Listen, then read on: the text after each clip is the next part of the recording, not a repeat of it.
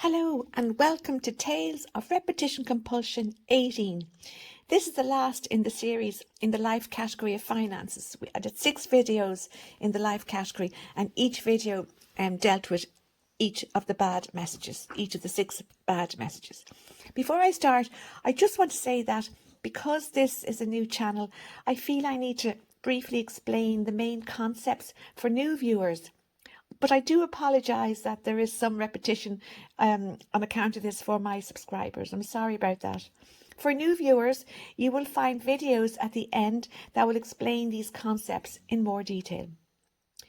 So let's get down to the basics. Here we go. Did you have a difficult childhood? In your adult life, do you find you keep getting into toxic and maybe even abusive situations? Are you tired of living this way? If you answered yes to these questions, then this channel may help you. There was a time when I answered yes to these questions, but I managed to find a better way to live. And I want to help you break free from your toxic childhood controlling your adult life. So why does a toxic childhood follow us into our adult lives? It's due to a psychological concept called repetition compulsion. But in my opinion, since repetition compulsion can be a difficult concept to understand, I feel the best way to explain it is to give examples, or tales, or stories from our everyday lives showing how it invades every aspect of our lives. Each tale is centered around a specific life category, a specific bad message, and a character. So, in today's Tales of Repetition Compulsion 18, the life category is finances or money. The bad message is, when it comes to money, you must be perfect or nobody will love you. And the character is Jamie. Do you go through your life always feeling that when it comes to money, you can never get anything wrong? I was like this. I felt this for most of my life. But again, I did manage to get a lid on it, to control it. And I'm going to, my 3 wise tales, the 3 dogs, are going to show you how I did that at the end of this section. So, with money, where does this bad message, you must be perfect or nobody will love you, where does it come from? Children learn what they live, and they are subconsciously programmed to repeat in their adult lives what they learned as a child. What a child learns becomes their normal. It is what they become familiar with. And as adults, we are subconsciously programmed or compelled to gravitate to what feels normal for us, even if it hurts us. So, if a child grows up in a toxic or abusive environment, they will sadly naturally gravitate towards toxic and abusive situations in their adult lives. This is not the child's or the adult's fault. They're not to blame because they don't even know they are doing this. It's all done subconsciously. So sadly, if a child's experience was living in a toxic and maybe even an abusive environment, they are destined to recreate this environment in their adult lives. And this is the psychological concept called repetition compulsion, where we are compelled or programmed to repeat in our adult lives what we learned as children. So, in today's Tales of Repetition Compulsion 18, let's look at Jamie when he was a child. Here's the story. Here's the tale. We meet him when he's 9 years old. Now, Jamie's school is running a sponsored walk for charity, and each child is given a sponsorship card and asked to collect a few euro from family or neighbours. The teacher says kindly, "Now class, you are not expected to fill the card. Even a little will help, whatever you can get, but do your best, but don't worry if you can't fill the card. It won't matter." That evening, Jamie shows the card to his carers. They study it carefully, and this is what he has to listen to. "You better get out straight away and get that card filled. Don't you be coming back here with only a few names on it. People will think you're useless if you don't fill it." Jamie feels a knot in his stomach. He had imagined going out getting money for the sponsorship would be fun, but now it feels like a test. Over the next few days, Jamie goes door to door on his street trying to get people to put their names to the sponsorship card. A couple of neighbours give €2, but most give nothing because they've got their own cards to fill in. So Jamie starts to panic as he only ends up with half the card filled in. He's raised €18.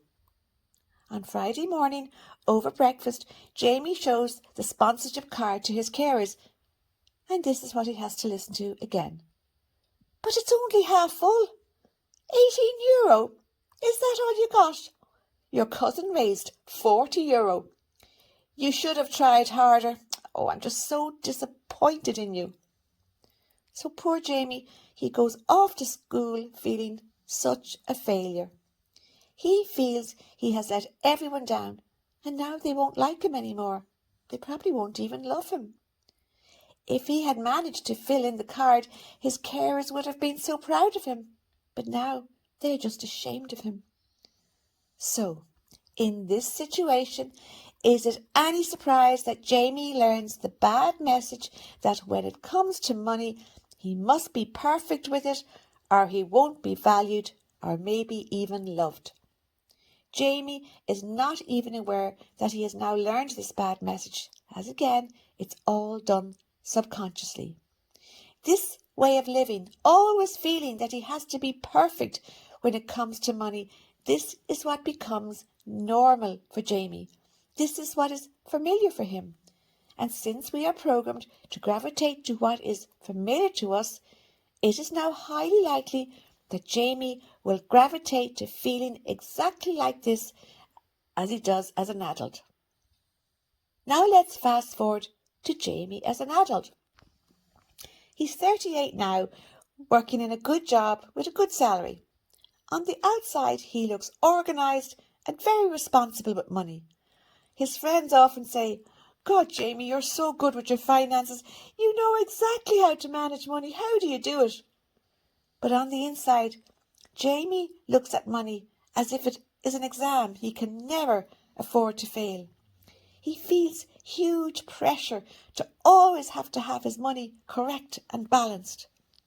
One evening, his partner suggests booking a weekend away. It doesn't have to be fancy, they say, just somewhere to relax. So Jamie opens his laptop and he begins comparing hotels. 3 hours later, he is still scrolling, reading reviews, checking parking fees, calculating petrol costs. His partner ends up laughing gently and they say, "Jamie, it's only a weekend. Just pick one. Come on, you're at this all night." But it's not that simple for Jamie. What if he chooses the wrong place and it costs more than it should? What if he missed a better deal? What if there are hidden costs that they only find out about when they get there? So nothing has changed for Jamie, has it? He is consumed with worry that if he doesn't get everything right with the cost of the holiday, his partner will be so disappointed in him, just like his carers were disappointed in him when he couldn't manage to fill the sponsor card. And this is repetition compulsion in action, where the past is replayed in the present, not because Jamie chooses it, but because the subconscious bad message, when it comes to money, you must be perfect, it's still controlling his behaviour. This is what Jamie learned as a child. It became his normal, and until this is brought into Jamie's awareness, he will keep repeating what feels familiar to him, even when it hurts. And now, I'm going to hand you over to the 3 wise tales, Petal, Blossie and Dottie. These 3 beauties were a constant support to me when I was trying to break free from difficult, toxic and abusive situations in my life. And they're still a constant support to me. I couldn't live without them. They're going to show you the 3 ways that I came up with to break free from being controlled by the 6 bad messages and repetition compulsion. And these do work. They really do work. So hello, Petal, Blossie and Dottie. I'm delighted you're here. Now get to work. Will you get to work? Hello, My name is Petal, and I am the first of the 3 wise tales. Today we're going to show you the 3 ways to break free from the control of 2 toxic hidden forces. They are the 6 bad messages and repetition compulsion. Please see the videos suggested at the end for a more detailed explanation of these 2 forces. The 2 forces of the 6 bad messages and repetition compulsion go hand in hand. They feed into each other. When these 2 forces run our lives subconsciously, we are not in control. Our subconscious minds are in control. Therefore, we are not the top dog. We are just a cog, trapped inside the toxic machinery of these 2 forces. So that's why the first way to heal is awareness. Now that you are here, look at it like this, listening to this, you are already becoming aware, and this is wonderful. Awareness means you start to look at your adult patterns, realizing now for the first time that you are forced to repeat your toxic and abusive childhood situations, and again knowing for the first time that it is not your fault that you do this, so you are not to blame yourself. Awareness means you start to control what you think about yourself. You get to decide what messages you tell yourself.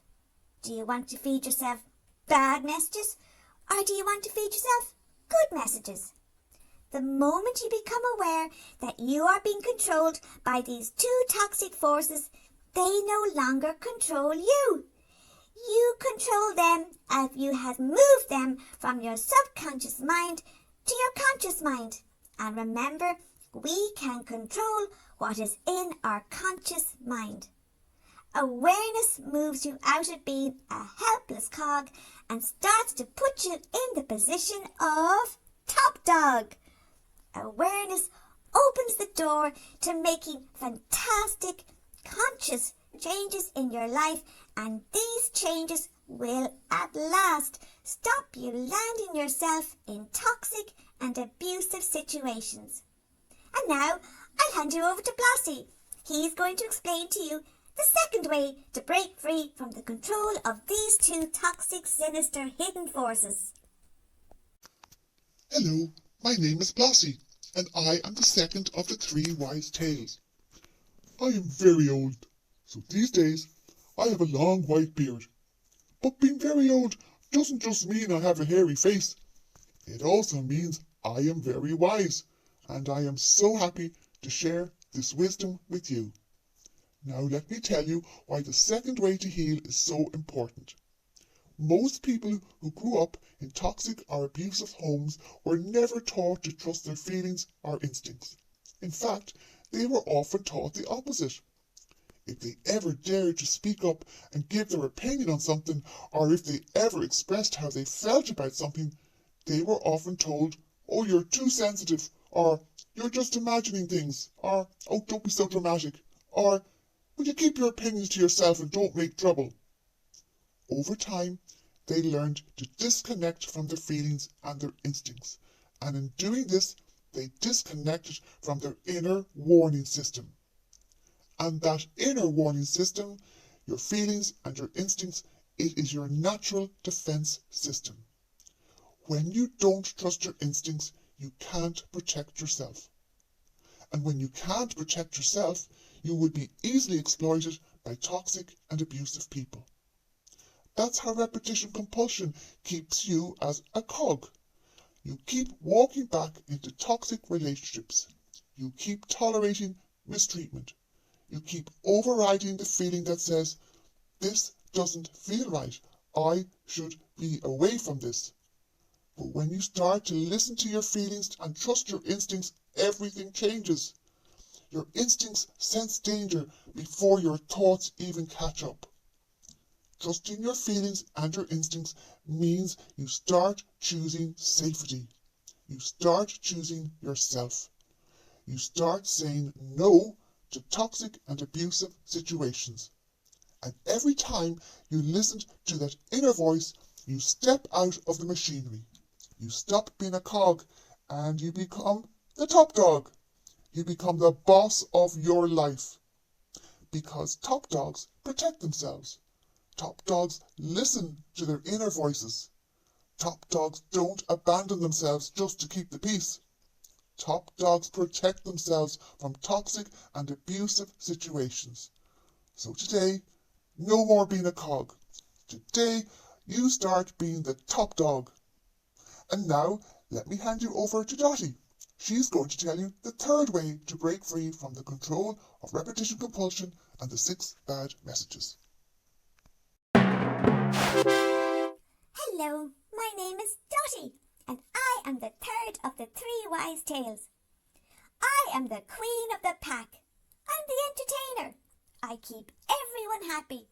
So I am definitely the top dog in this house. Now listen closely, because this final step is powerful. The 6 bad messages didn't come from nowhere. They came from having to survive a tough childhood. And here's the truth. The 6 bad messages are not facts.